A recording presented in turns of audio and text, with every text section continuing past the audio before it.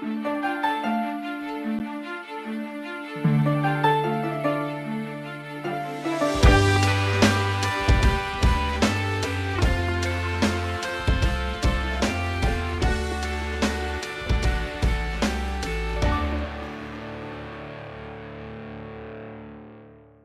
and welcome to the Reetin Entertainment Podcast, episode 451 for, is it May? Is it May 12th, 2024, Mother's Day?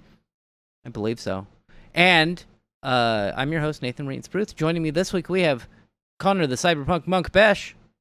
Happy Mother's Day to all you mothers. If you're not a mother, you're not allowed to have a happy day. Yep, you can only have a good day if you're a mom, and otherwise, you have to listen to this podcast and have a bad day.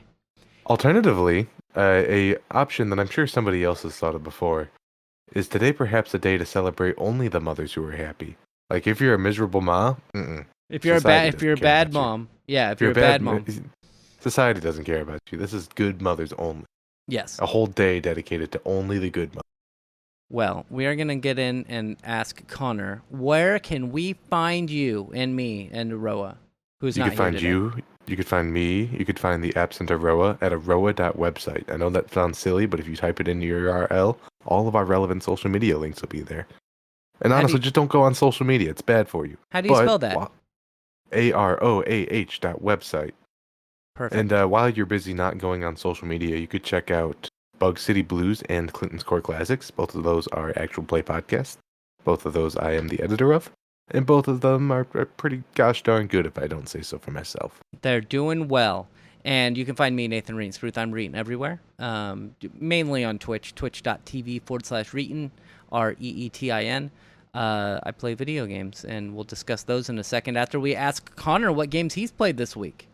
Man, I wish I played more video games this week. I was on call for a lot of it, so you know how that goes. What I have been doing is I've been playing Fallout 4 on my Game Boy on survival mode. Okay. Let me tell you, the Fallout New Vegas had a hardcore mode, and I was like, this is pretty good. I think this is my favorite way to play New Vegas. Fallout 4 turned that up even, a couple extra notches by adding, like, disease, and you get, like, swimming will basically kill you immediately. And it's like, this is now significantly harder. And the first time I tried it, it was significantly harder because you can't save and it always crashes. I'm pleased to say that on Game Boy, the game hasn't crashed on me once yet, which, like, knock on wood for a Bethesda game seems insane. But I can actually, like, get away with not being able to fast travel and not being able to save. Sorry, go on. You sound like you're saying something. I was going to say my girlfriend plays on her Steam Deck. And she's had good luck playing both New Vegas and Fallout 4 on the Steam Deck. When I got her the Steam Deck, she's like, "Oh, I want to play the Fallout game with the building. I really like the building mechanics." And I was like, "The what now?" Mm-hmm. That's your favorite 76? Part. It was Fallout 4. I hear you on that. Like, it definitely like I have been experimenting with it a little bit, just because in survival mode it's like, "Oh, great, another settlement, awesome. I'm going to make some purified water. Oh, God, I need more water." Yeah, I just didn't... I don't get into the whole building mechanic stuff in games, typically. So I'm like, okay, cool. I made the barest basic base that I could, and then I went and just did the story. And I hear you on that. It took me a few missions before I figured out that Preston just randomly gave me missions. Right, it's what do they call that? Procedural questing or whatever it is, where it's just like, another settlement needs your help, and we're never going to say the name of it because otherwise we couldn't randomly generate these. Yeah. So it's just like, oh, great. I will say, being on survival especially has made me appreciate settlements. Not just like, teehee, I'm going to build something that's, like a castle or something. It's like, no, I need crops, I need water. Yeah, you need to, what is it? Survival mode, you need to eat and drink. You need to eat, you need drink, you need sleep, you can get sick, which I'm like, every time I fight an insect, I'm like, God damn it. Not because it's hard, but because it's going to give me a disease. Yeah. Every time. What if you're in your mobile suit, your Gundam? I do have a couple of fusion cores, and I do have the suit of power armor you get at the beginning of the game, so I mean, I guess I can mess around with that. I haven't really been trying it just because It's not really the style. Like I'm doing stealth is Oh, right. survival. Yeah, you get, at least in the base game, you like fusion cores are seen as something that's like super rare, and then you're like, I have 1,000. I have Yeah, a you 1,000 blink of and them. I have 99. Yeah. So I'm not you yet end at up that getting a lot point. of. Once I hit that point, I will probably be stealthing around in my power armor, which always makes me giggle. Yeah. Did you play anything else or just that? Just that, like, I sat down at my computer this afternoon and I was like, I think this is my first time this has been on since like last Sunday. Interesting. The games I played. So, I play Monday through Friday, 6 p.m. Pacific time and 9 p.m. To 9 p.m. Pacific time. I played on Monday Puppet Master the game, which is actually a thing that exists. Durga and I played together because it's like a team versus team battle thing. It's a free to play game, and it's shockingly okay. I was actually very surprised with how okay the game is, and it's similar to League of Legends in the way that you acquire skins. Insofar as you get experience points and then you can spend that money on skins to make yourself look like the puppet master monsters from the movies, if you've ever seen those movies. Mhm. There's a few of them. There's 16 Puppet Master movies. That's a whole lot of Puppet Master movies. I haven't seen more than like one or two, so I need to catch up apparently. But it was shockingly okay. There were a couple modes. One mode is basically puppets versus, not humans, but like they have the puppets and then they have like demonic characters that aren't necessarily puppets, and you face each other. And then there's another one where you're either the puppets or the demonic characters, and there's a human, like two humans that you're trying to kill, and you need to take them out before the humans are able to kill like some idols around and then escape. And it was okay. I had a lot of fun with it, especially for the amount of money that we spent on it, which was nothing. And then Tuesday, Wednesday, and Thursday, the game I'm playing through right now is Dragon's Dogma 2, which is really fun so far. I'm playing an archer, but you can change your class in the game, or what they call vocation. And I, took out some Cyclopses. I did end up the last day I played on Thursday, I beat up a golem, which golems are in that game, like they have big giant glowy spots that you hit them at, and then like you have to destroy those spots. And that was a tough fight. So I took them out. And then I ran, and I was like, I need to find a camping spot because I need to heal really, really badly. And so I'm running, and I come at a crossroads. And at the crossroads, you can either go right and go into a cave, or go left and like go head towards a town. And I was like, oh, I'm just going to go right just a little bit. And mind you, 5 minutes earlier, just fought a golem. I go a little forward, and I hear a chimera. And I was like, son of a bitch. And I turn around, and I head towards the town. And there are a bunch of human NPCs who are also starting to attack me. So I have a chimera at my back, and then a bunch of humans starting to attack me. And the chimera starts attacking the other humans. But the humans continue to attack me, so I don't think that their priorities were correct. So yeah, that was fun. But eventually, I did have to reload a save, and instead of taking the right and triggering the chimera, I just went left and easily dispatched the NPCs and found a camping spot. But the game's fun. Have you played the original Dragon's Dogma at all? Yes, not a whole lot. Like, I love fundamentally at the heart of the game what it was trying to do, but something about it just didn't really click with me. Yeah, it takes a bit. It takes a bit to have that click happen. At least it did for me as well. And then the last game I played this week was Hades 2. Have you played Hades 1? I have not yet played Hades 1. I watched you play it for you were playing that for like a couple of months, I feel like. It's so good. It's such a good game. And Hades 2 is much the same. Very, very good. Runs very well on the Steam Deck. I believe it. I'd hope so. Yeah, and I played Hades 2 on Friday. It's one of those games that like you do a run. It's a roguelike. But you do a run and you're like, "Oh man, I can do better next time." Or I did really well that time. Let's see how far I can get next time. And so I went in on Friday being like, "I am so bloody tired. I may only play for like an hour." And normally I play for 3 hours. And then I just played for 3 hours, and then I played more yesterday. Like, it's such a good game, and it's only in early access, so it's just hopefully going to get better. So yeah, that Hades 2, if you haven't picked up Hades 1, do it. It's often on sale, and I think it might be on sale right now. I was gonna say, I think it's like $8 right now. There's a sale going on.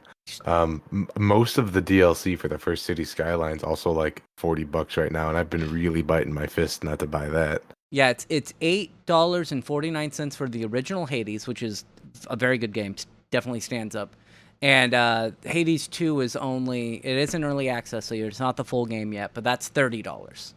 So both of the games are pretty cheap, and I would definitely recommend both of them. You want to hear a fun story? No, we don't do fun stories here, but yeah, go on. Go ahead. So Durga and I went to a thing called Taco Fest, which was kind of disappointing. There were tacos, but they were very expensive. They were like $4 a taco. Ooh, those are expensive tacos. Was it like $4 worth of food in a taco? No, it wasn't. They were good tacos, but they were like $2 tacos. But it was at like a convention thing, and they were from food carts, so you expect them to be more expensive. And then there was like some lucha that was going on, some lucha wrestling. And it was right next to a movie theater, and we're just like, okay, so this taco thing isn't really working out. Like, it's cool, there's music, it's really hot outside. We're gonna go watch The Phantom Menace. So we went and watched The Phantom Menace. And partway through, almost towards the end, I was like, I gotta go to the bathroom. So I go to the bathroom, and I'm doing my business. And I hear outside of the stall somebody say like, "Hey, you American? Do you want some of that powder?" And I'm like, that guy can't be talking to me. And so I finish up, and I exit, and the guy's washing his hands. He's like, "Hey, man, I was talking to you." And I was like, "Nah, I'm good." So somebody definitely offered me drugs, and I don't know what type of drugs, but I assume it was it's definitely either meth or cocaine. And was it like an incredibly fit dude in like a tight-fitting V-neck who definitely had a pair of handcuffs in his back pocket or something? No, he was he was very he was fit, I would say, but I don't think he had the handcuffs in his back pocket. But you don't think he was an undercover foes? No, I don't think so. It was just a guy who was like, "Hey, you want some drugs?" And I was like, "Just nah, your run-of-the-mill, I don't know, cokehead?" Yeah. I don't drug. I don't drug either. I was just like, what? I mean, no, I don't want to pay for drugs. I mean, unless they're... No, I did not accept the drugs, and then I went and finished The Phantom Menace, which I still like it. I still like that movie. I know a lot of people don't like it because of Jar Jar Binks, but yes, I can see that Jar Jar Binks is annoying, but I still had fun with the movie, and I caught the lightsaber duel, which is the best part of that movie. Anyway. I know it wasn't a story for us to talk about, and I know it doesn't really matter, but hear about Darth Jar Jar. What about Darth Jar Jar? In the latest Lego game, Lego Star Wars game, that is, I think that's what it is. Yeah. The major antagonist is Darth Jar Jar. That's awesome. Because they've run out of ideas over at Disney. Is Disney's the one who owns Star Wars, but they're not the ones who make the Lego Star Wars games. No, but I assume they have like an iron vice grip on the Lego balls of whoever's making the game. That's true. And I mean, it's I guess people are going to play it because of that. So for the record, I never want to have to be forced to think about Lego balls again. Yeah, let's not think about that. I mean, they would just be squares, wouldn't they? They'd be like little like cogs, like the little spokes that you pick up in the games. Yeah. We're going to move on. We've thought about this too much. Yes. We have thought about that for literally over a minute, so that is too much. 15 seconds. That was too long. Yeah. We're going to move on. We're going to talk about some stories. Hey, so we post our podcast on Sundays, and literally hours after we posted our podcast last week, PlayStation had reversed course and is now not requiring Helldivers 2 to have a Sony or PlayStation authentication for Steam users. We did it, everyone. We bullied Sony. Yeah, I mean, it was definitely us and not just a coincidence that happened in that time frame. It definitely wasn't just us. It was like everybody did. Yeah, that's I true. don't want to pull up the number because I don't care enough to know the specific number right now, but boy, did that game get review bombed into hell. I think it was like over 200,000 bad reviews. It was. What happens when you train a fan base of a game to get coordinated and then give them an actual dilemma? They're gonna get coordinated. Well, I just like that PlayStation is spreading democracy across the internet. We voted. We voted, and democracy won out, apparently. Democracy wins every time when it affects the shareholders. Yeah. It says here, Helldivers fans, we've heard your feedback. We heard, don't worry. We've heard your feedback on the Helldivers 2 account linking update. The May 6th update, which would have required Steam and PlayStation Network account linking for new players and for current players beyond May 30th, will not be moving forward. We're still learning what is best for PC players. You should have asked anybody. But we're still learning what's best for PC players, and your feedback has been invaluable. Thanks again for your continued support of Helldivers 2, and we keep you updated on future plans. I think I linked my PlayStation account with Steam over a decade ago. And do you know the reason why? I mean, specifically, I'm guessing it's gonna have to be like, I don't know, when they ported God of War or something like that. Portal 2. Oh, did you get a skin or something like that for doing that? No. If you bought the PlayStation 3 version of Portal 2, if you linked your account, they gave you a Steam version. Ah. Which I thought was a good idea. Yeah, 2 for 1. Yeah. So that's why I linked my accounts. But yeah, I can understand people not wanting to link their accounts, and literally it was posted at 9 p.m. May 5th. So literally like 5 hours after our podcast came out, the update came through, and they're like, "Yeah, we're not gonna do that because we really like money, and we're having to like refund games and stop selling games in like 100 countries. That just doesn't seem right." I'm pretty sure Steam was just like, hey, no questions asked. If you want your money back for it, we understand. And at that point, Sony's like, uh-oh. Yeah, I saw people with like over 90 hours played that were getting refunded because they're like, we can't play this game. Or if you, especially if you lived in another country that doesn't have PlayStation or doesn't have the Sony account linking, they had to give refunds. There was no way that they couldn't give refunds. Sorry, Sony doesn't want to support a server somewhere on your continent, so get fucked. Yeah, basically. Or Never a good answer. Or doesn't support your language. That could be it too. I don't know what the reasoning is, or if like I know Brazil has some weird laws when it comes to gaming. Microtransactions, maybe I could see that, like anti-gambling, or maybe I don't know. I don't know. Like Brazil used to have laws where like you could not release a console if you were like from Nintendo. Or you could release a console, but the fees to actually sell it made the consoles literally like 5 times more expensive to sell in that country. So now that's that why you say that, I do remember hearing that. Isn't that the reason why like the bootleg, like the Soldier Boy consoles are able to do so well, because they make 100,000 of them and then 90% of the stock just gets shipped to Brazil? Yeah, I think that they have since in the last decade or two relaxed those laws.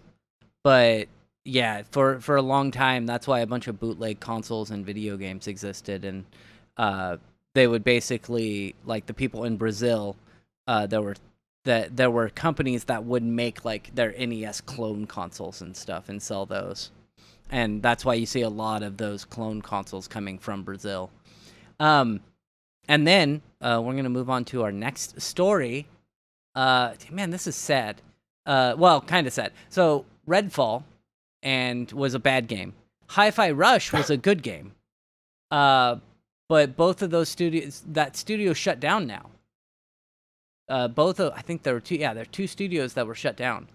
It says, according to the email, this is from Destructoid, which was shared and verified by IGN. The 4 studios impacted are Arcane Austin, which are they the ones who made Deathloop? Deathloop, and I think the most recent Dishonored was them too. Maybe I'm wrong about that, but they've definitely got games on the board. Yeah, and then they also made Redfall, which wasn't great. We're not going to talk about that one. Actually, I am going to talk about that one because apparently it was an online only game. So you could only play online. And they were actually creating an offline mode that was like weeks away from launching, patching the game to have an offline mode. And they're shutting down the studio before that releases. And then we have Tango Gameworks, who I don't know what they've made. Alpha Dog Games and Roundhouse Studios. It says Arcane Studio, Tango Gameworks, and Alpha Dog Games are being completely shut down. Roundhouse Studios will be merged with ZeniMax Online Studios, which works with Elder Scrolls Online. Some staff at Arcane Austin will also be reassigned elsewhere. So they're not firing everyone. They're moving some people around, but we're gonna see like 90% layoffs on these studios, which sucks. Mm-hmm. The people who get comfy are gonna get situated. The people who don't necessarily do so without friction are probably just gonna end up getting ousted, which is never what we want to see in game companies, even the ones that we aren't necessarily supportive of. Yeah, it's like that's someone's job, man. Well, and like as you said, they had like Dishonored, I think, and a couple of like Deathloop. They had some really good games coming out of Arcane Austin, and they just really flubbed with Redfall. I think a lot of that had to do with just the direction of Redfall, which is something that the studio couldn't do. And by studio, I mean nobody probably could have made that a good game. Tango Gameworks, they made the Evil Within games. Their last project was Hi-Fi Rush, which I always thought was funny that they went from like the Evil Within, which is super dark and gritty, to Hi-Fi Rush. Super colorful, and it's like the developers need a palette cleanser. Yeah. Alpha Dog Games had a lot of mobile games, which I don't know if you know about any of those. Do you know what Mighty Doom is? I have no idea. I'm assuming it's a Doom clone with a name like that, but maybe the id lawyers have since nipped that dog in the butt. Yeah, I don't know what Mighty. Let's check. Let's do a quick Google search and see what Mighty Doom is. It is. You are correct. It is a Doom clone. It's not a Doom clone. It is a Doom chibi game. Ah, yes. That's what Doom needed, is more cute shit. Yeah, like the Doom guy has like a giant head, and I'm trying to oh yeah, it's an isometric shooter. So it's over the head, like you shoot in twin stick, I think. Twin stick shooter. Mm-hmm. And it looks fine for being a mobile game that I'll never play. And yeah, so we have all 4 of those studios are being shut down, and they're going to be merging some studios together and then laying off probably 1,000 people, which sucks. Hopefully those people will be able to pop up and work elsewhere, because man, the gaming industry just kind of sucks with like churning people in and out of the system. It's a bit of a revolver, and it's not a generous field to be in. Like, sucks that so many people are like, this is what I want to do, this is my artistic vision, and then the field itself is just like, yeah, we're gonna be too volatile to ever actually be sustainable. Well, and a big like if you don't already have a project backing you, if you don't have like a way to survive, it seems like a lot of these people are either working 50-hour weeks, like the Rockstar standard.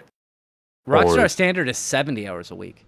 Oh, that's just too many hours in a week. Yeah, it's like 60 to 70 hours a week. And if you're working less than that, they basically bad talk you and say Or that the you're other not able. alternative is like what we're seeing here, where it's like, hey, everything is going fine, and some senior executive from another goddamn company was like, you guys aren't making enough money, so sorry, you don't have a job anymore. It's like, fuck, Well, that and sucks. well, another thing about uh and about the game industry in general is like, and I don't know if it's because it's a lot of it's because taxes. Um, like Montreal, right, will give huge tax breaks to video game studios to like Ubisoft to be there. Same thing with like California and the Bay Area. But you have these, senior or these entry level developers who aren't making a ton of money. And, let's say they're making 60 grand a year, but then they have to go live in the Bay Area in California where rent is like $4,000 a month. So almost all game studios are in these giant cities that rent is super expensive and these entry level developers can't afford to live there, and it's sad. And then they get let go, and they have to take all their stuff and move to a different city or a different studio in that city, and if they're lucky, a different studio in that city. But it's really difficult. That's why, while where I am is definitely exploded in like rental fees and housing costs, um, we're still relatively cheap. So a lot of people who come here, they're like, "Oh, it's so much cheaper to live here than it is the Bay Area." So they're able to get by a lot easier when they're at the Bend studio. But hopefully these developers and all that are able to find different jobs in the industry or do something else if that's what they want to do. Because I know some people are just like getting tired of it and just want to move out or move on and go to a different field. Different Um, field, or like best case scenario, some dope ass indie fields open up from this, and like people who like making games get to actually make the games that they want to play. mhm. Like how many times has the perfect example I'm thinking of is like Power World, where it's just like, this is a game, and I think it should be like this. Oh, and everyone in the world agrees. Look at that. Yeah, I had one guy that I worked with who's an artist. I won't name his name. Um, and we had a date for the game when it was going to release that wasn't released to the public, and he was right because we ended up having to push the game back. But he was just like complaining. He's like working on the stuff, and he's like, we're not going to be able to do this. We can't get this game done in the amount of time that they have allotted." And he was right. They pushed it back by like 6 months. Uh, Yeah. And then we're gonna move on. I missed this story last week. You guys had posted, I believe Aroa had posted this in the news stories other people chat. And I didn't look at that last week. So we're talking about it now. Razer's pricey COVID mask is costing them $1 million in refunds because they lied. if there's anything that I'm not surprised about this, is that the Razer product didn't work. Yeah, I am not shocked that the Razer product did not work. And in case you're wondering what this is about, in 2020, you might know that there was a little thing that happened where everyone had to wear masks all the time, which I didn't mind, but some people really, really didn't like. You know, And in case Razer, somebody's going through and listening to this 10 years from now, which, yeah, by the way, don't go back and listen to the old episodes of this show. You're not going to have a great time. please don't. Man, if we're still doing this in 10 years and have the same viewership. So, yeah, Razer decided that they were like, we're going to release a mask and it's going to be cool and you'll be able to see through it. And it's going to be like, what is it? 95 N95 certification, blah, blah, blah, blah, blah. That was a lie. It wasn't N95 certified. So it didn't like actually protect you as well as it should have. So the company, it says here, this is all from Kotaku. It says a company known for making keyboards and other gaming gear covered in RGB lights released its own protective mask, the Zephyr mask. It featured replaceable filters, a clear plastic front so you can see people's mouths, and RGB lights. Initially, they reportedly marketed the mask as N95 certified, which we covered. We actually covered on our podcast because I know Aroa was really interested in it. It says, according to people who checked out their mask, it wasn't true. Razer did eventually stop marketing the mask as N95 certified, but the damage was done, and the company now owes over $1 million in fines for its dangerous blunder. It says on April 29th, FTC posted a press release confirming that Razer's $100 Zephyr mask was never submitted for testing to the FDA or National Institute for Occupational Safety and Health. It was also never officially certified as an N95 mask, a high-quality classification that comes with strict requirements that the mask did not meet. The FTC also believes the company participated in false advertising and only stopped falsely claiming the mask was N95 grade following negative press coverage and consumer outrage. So that's dangerous, and I think $1 million is kind of a slap on the wrist. For a company like Razer, like I do have some strong opinions about this. I feel like if Razer was like, and we're going into the pharmaceutical and the healthcare and like the public safety business, then it'd be like, yes, you are, not satisfying this obligation you're trying to fulfill. But this is like, I know they said it was supposed to be N95 certified, and it really should be N95 certified if you said it is, but they make LED keyboards. I understand. What? I understand, but they were marketing it as N95 certified. If they had even submitted it to the FDA and said, we're trying to get it N95 certified, like just said something like that, that would be better. But saying it's N95 certified and then selling it to people, that could literally cause people to die. I hear you on that, but there's also a reason I'm not going to, I don't know, Taco Bell when I need medical supplies. Like, I just get it. Feels like I'm not saying that you're wrong, and I definitely think if you're gonna say a product does something, especially as important as being like N95 certified, and it doesn't do that, you should face the repercussions for that because people can and will get hurt or worse because of that. But at the same time, I feel like I don't even support Razer's products like when they're doing the thing that they're supposed to do. I definitely wouldn't support that with my life. Yeah, they do that quite often. I think one of their keyboards or multiple of their keyboards were actually like keyloggers. I'm not surprised by that. That's so shit. Yeah. Now, this one of the last paragraphs here on the Kotaku. It says, also, the FTC and U.S. government are banning Razer from making, without prior FDA approval, any claims that a Razer product prevents or reduces the likelihood of infections with or transmission of the COVID-19 virus. They also say that they can't reduce the severity or duration of COVID-19 or otherwise cures, mitigates, or treats COVID-19. So, I want to see that published on every single Razer product. This keyboard will not help in the prevention or reduce the spread of COVID-19. And I like the idea. Like, I wish that they would have actually made a mask like that. Like, it looks dumb, but so does the Apple Vision, and I secretly want to see everybody wearing something like that. I can't. It's $3,500.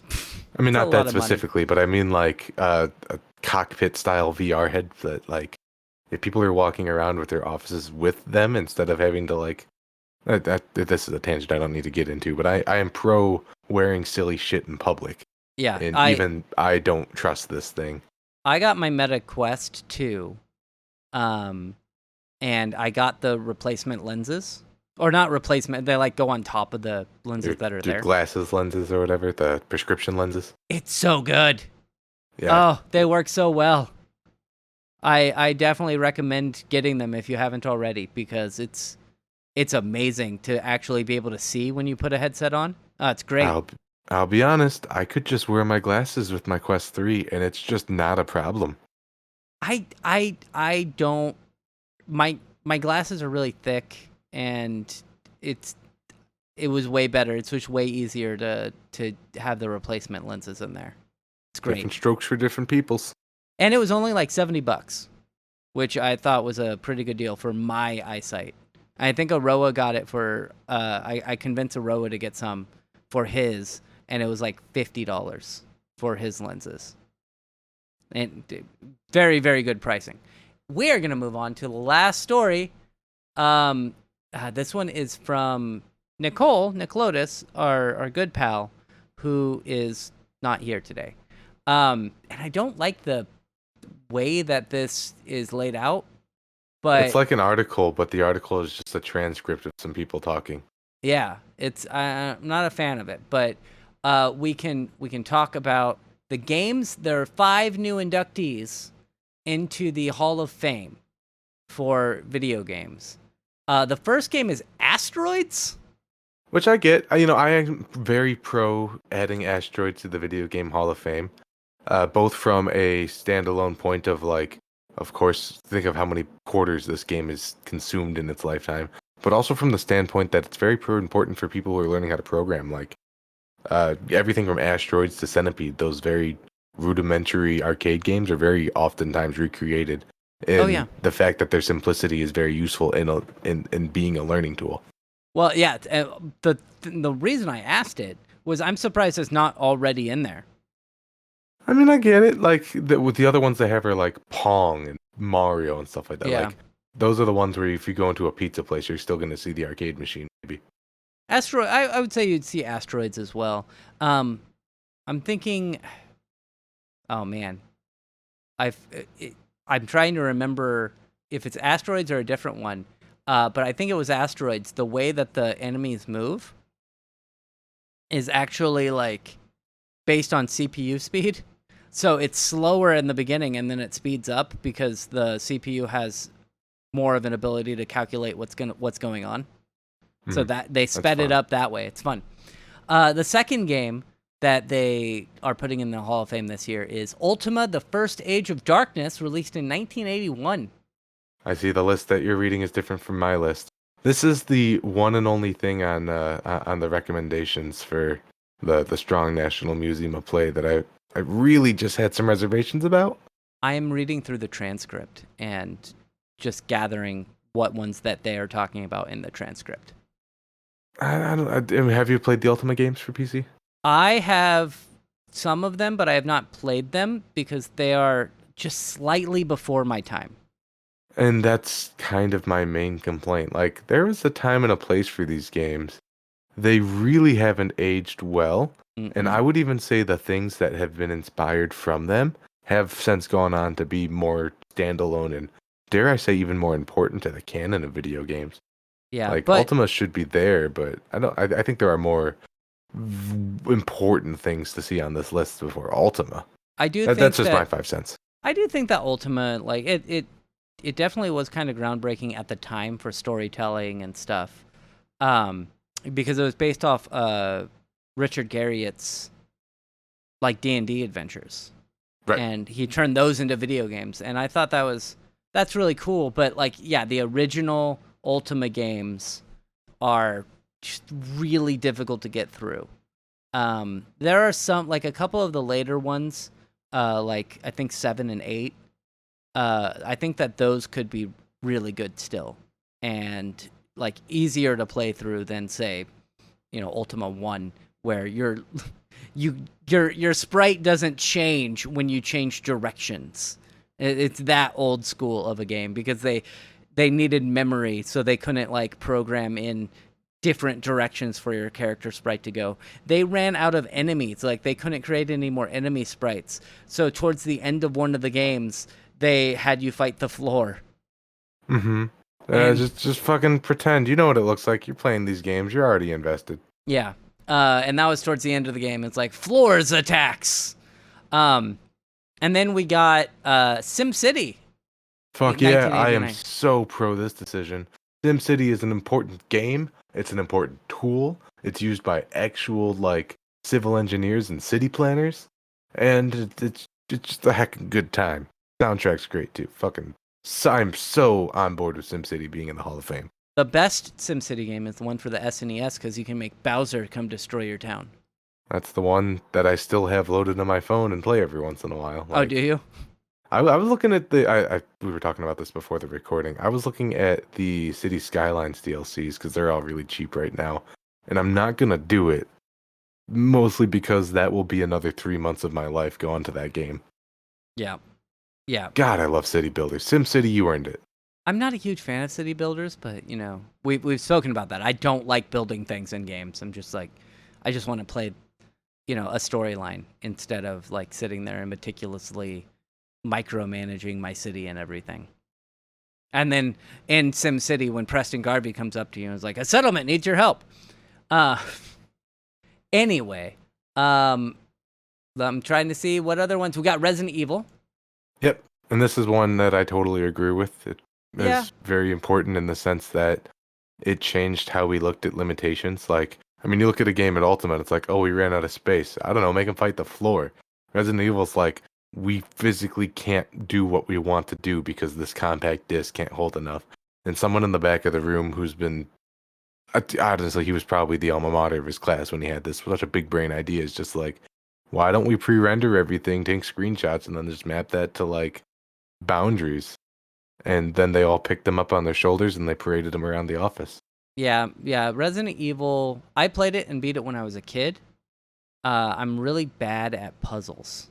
And Yep, and it's definitely more of a puzzle game than a horror game. Mm-hmm. And God, I just love it for that too. I figured it out. I figured out how to play through it and beat it. I also not a huge fan of tank controls, which I'm happy that they kind of got rid of in future games, but they also kind of got rid of some of the horror elements in future games. They also got rid of all the puzzle elements in the future games. They are just action games. Yeah, they're just action games now, which, yeah, I don't like puzzles, but at least they added another layer rather than just shooting. God, I just wish Resident Evil 4 was called anything other than Resident Evil. Really? You're not a fan of it? I wish they just kept on making silly, wacky puzzle games. Like, after Resident Evil 4, they got all up in their own ass, taking everything so seriously. I shouldn't say seriously, those games are still wacky as fuck, but like, they're definitely, they don't feel like the original Resident Evils. They don't feel like the ones that were just put in the Hall of Fame. No, they don't. And did you ever play, what is it, Code Veronica? Was that the one for the Dreamcast? We had that for Dreamcast, yeah. Yeah, I thought that one was pretty good, but it wasn't, I don't think it sold well because it was on the Dreamcast. I like that one because you could drop things anywhere, and like you didn't have to like find a safe box because the Dreamcast could handle that with its extended memory. Oh man, Dreamcast was such a good console. Anyway, last game entering the Hall of Fame on this list is Myst, MYST, featuring oh man, the guy from Tenacious D. Jack Black, Kyle Jack Gass. Black. Yeah, Jack Black. He's in that game. I did not. Oh, I did know that actually. Yep. Myst is one of those games where there's two kinds of people. There's either the people who are like, oh yeah, I've heard of that, but I've never played it. Or there's the people who like, I have played millions of hours in Myst. I can tell you every single scene and every scene branching off of that scene. I played it on the PlayStation because I heard that it was a great game. And so I rented it. And I'm not a huge fan of puzzles, but also the game was scratched. Oh no. So it was just not loading things correctly, and I did not have a fun time, and I was like, man, I do not like this game. Now, again, it's very possible it is a very good game, because it probably is, but I didn't have fun with it. And they actually designed it in such a way that, like, just getting off the first island is really tricky. You have to, it definitely uses moon logic in a lot of areas where you're like, I have no idea how to do this, and it's just such a lot was of trial the style error. at the time. A lot of games did that. Have you played Myst?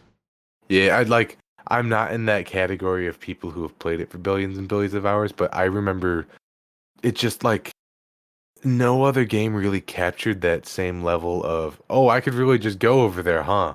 At least not at the time. Yeah, I had a friend who had it on PC, but her monitor would like work for like, a couple of minutes, and then it was an old CRT and the backlight was dying.